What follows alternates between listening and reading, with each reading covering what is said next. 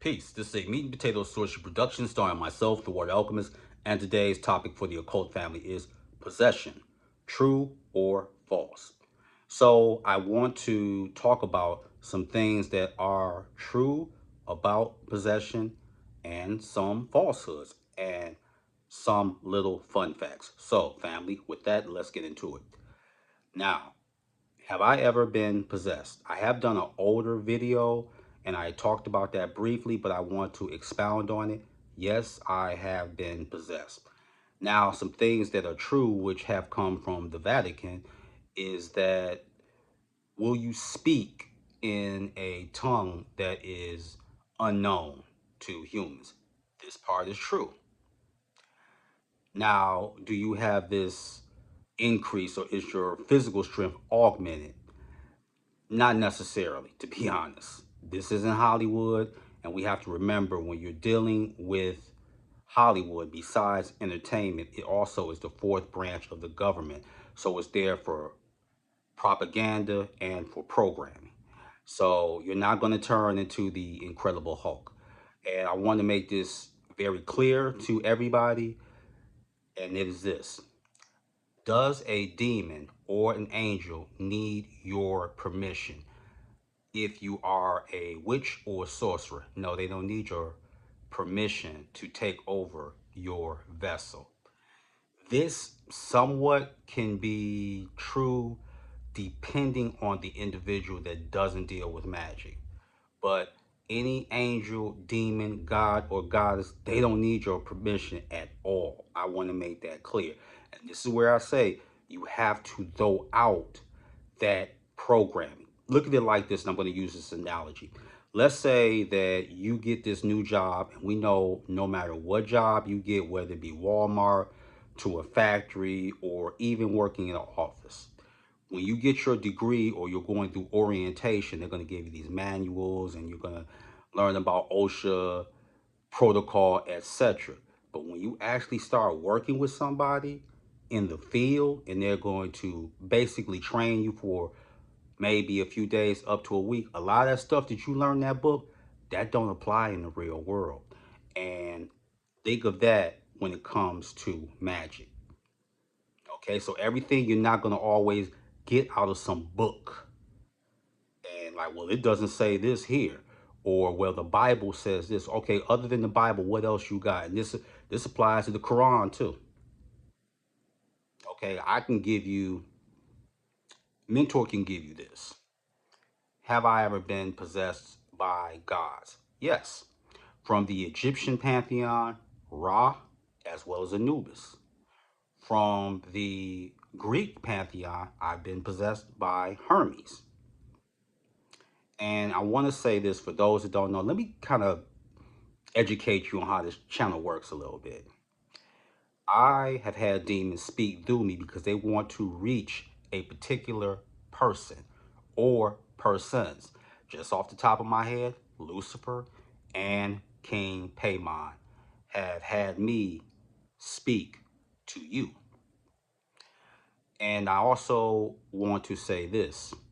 People have this misdirected impression that angels got to go through Yahweh or Jehovah to enter you.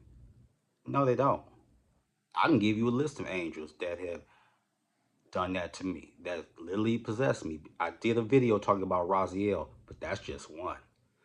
Another one that possessed my body was Gabriel, as well as Archangel Raphael and Haniel. Now, Haniel, a lot of people not really familiar with her.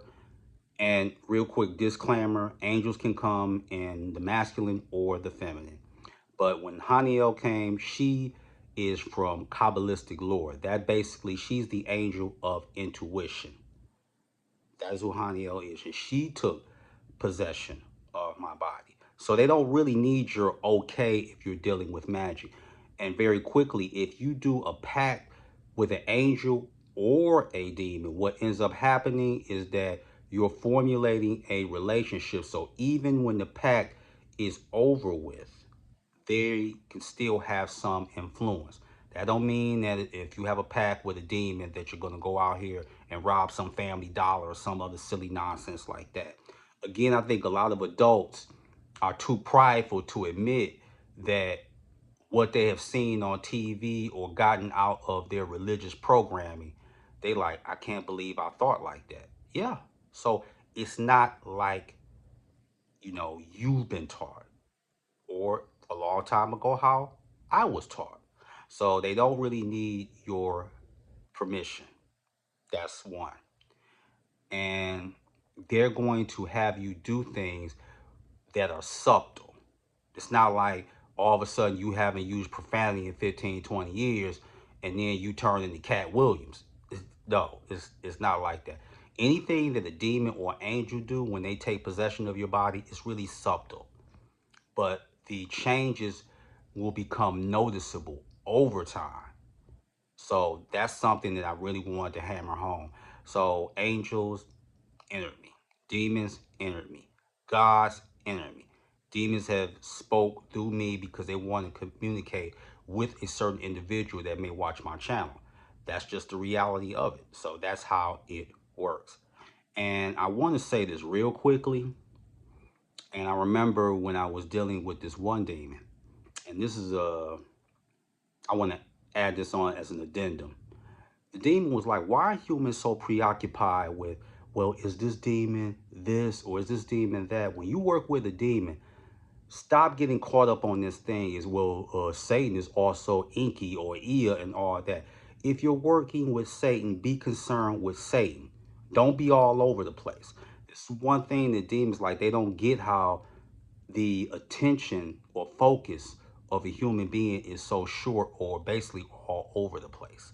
So I just really wanted to say that to add on to this. So possession isn't really how you've been taught, whether it be The Exorcist, whether it be Supernatural, or you've been watching Charmed on TNT.